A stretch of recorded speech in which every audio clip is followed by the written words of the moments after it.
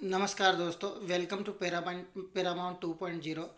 दोस्तों, हम जो इंडिया का जो लूसेंट बुक है जो काफ़ी ज़्यादा प्रचलित है और इसमें से काफ़ी सारे क्वेश्चंस हर कंपटीशन में बनते हैं। तो इस बुक में से जो भी इतिहास के ये अच्छे से अच्छे क्वेश्चन बनते हैं वो सारे क्वेश्चन हम इस वीडियो में लेके आए हैं। और हम इस वीडियो में सारे क्वेश्चन एक साथ नहीं कर सकते, तो इसको क्या ना टॉपिक वाइज हमने क्वेश्चंस को सेलेक्ट किया है और लिया है आपके लिए।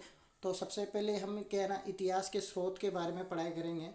तो फर्स्ट क्वेश्चन से स्टार्ट करते हैं। भारत में सर्व प्राचीन ग्रंथ कौन सा है? तो वेद सर्व प्राचीन ग्रंथ हैं।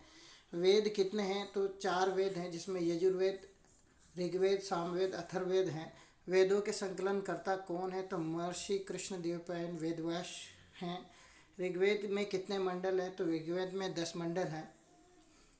क्वेश्चन नंबर 5 देखते हैं। वेद के ऋचाओं को पढ़ने वाले ऋषि को क्या कहा जाता है? होरोत कहा जाता है।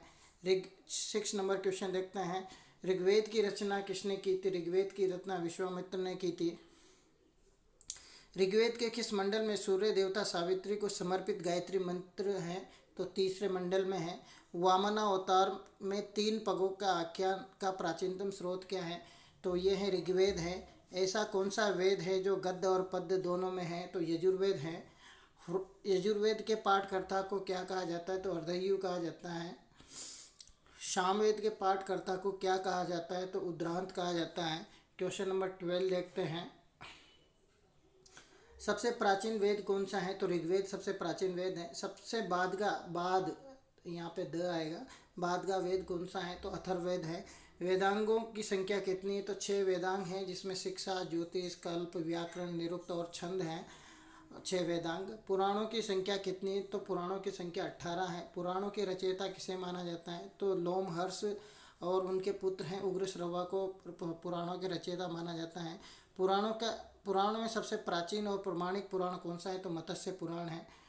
18 नंबर क्वेश्चन देखते हैं। स्त्री की सर्वाधिक गिरी हुई स्थिति किसमें थी? तो मैत्रेयी संहिता थी, उसमें सर्वाधिक स्त्री की गिरी हुई स्थिति बताई गई है। स्त्री को पुरुष की अर्धांगिनी किसमें बताया गया है? तो यह है शतपथ ब्राह्मण है। स्मृति ग्रंथों में सबसे प्राचीन एवं प्रमाणिक ग्रंथ कौन सा है? तो यह है मनुस्मृति।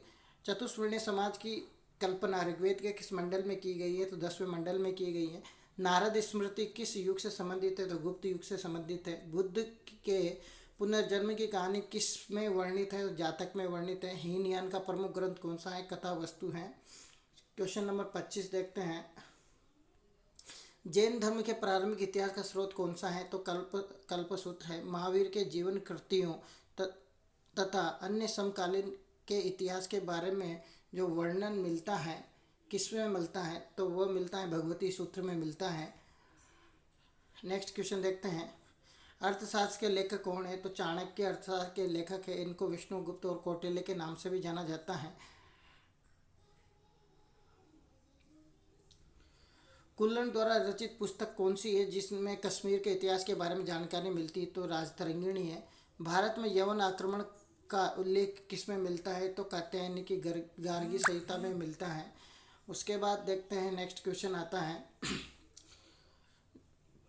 टेसियस किस देश का निवासी था? तो ये ईरान का एक राज्यवेद था। इतिहास के पिता किसे कहा जाता है? हेरोडोटस को कहा जाता है। इस हेरोडोटस की पुस्तक कौन सी है? तो स्टोरी का इनकी एक पुस्तक है। क्वेश्चन नंबर 33 देखते हैं। सिकंदर के साथ आने वाले लेखक कौन कौन से हैं? तो यहाँ पे है निर्याकर्स हैं, आनेसिक्रेटस हैं और आस्टियोबुलस हैं। सेल्यूकस निकेटर का राजदूत कौन है? तो यहाँ पे मेगस्थनीज है। मेगस्थनीज की पुस्तक कौन सी? इंडिका है। 36 नंबर क्वेश्चन देते हैं। मेगस्थनीज किसके दरबार में भारत आया था? तो चंद्रगुप्त मौर्य के दरबार में भारत आया था। डायमेकस किसके दरबार में आया था? तो बिंदुसार के दरबार में आया था। डायोनिसियस के किसके दरबार में आया था? तो ये सम्राट अशोक के दरबार में आया था। नेचुरल हिस्ट्री किसकी पुस्तिका है? तो प्लिनी की है। भारत का भूगोल पुस्तक किसके द्वारा लिखी है? तो टोलमी के द्वारा लिखी गई है। क्वेश्चन नंबर 41 देखते हैं। चंद्रगुप्त द्वितीय के दरबार में कौन सा चीनी यात्री आया था? तो फाहियान आया था। हर्षवर्धन के शासनकाल में भारत की यात्रा किसने की थी? हैंगशांग ने की थी। अल बरूनी किसके साथ भारत आया था? तो ये महमूद गजनवी के काल के साथ भारत में आया था। अल बरूनी की किताब कौन सी है? किताब उल हिंद या तहकीक ए हिंद, या इसको भारत की खोज के नाम से जाना जाता है। इब्न बतूता किस देश का निवासी था? तो ये अफ्रीका का निवासी था।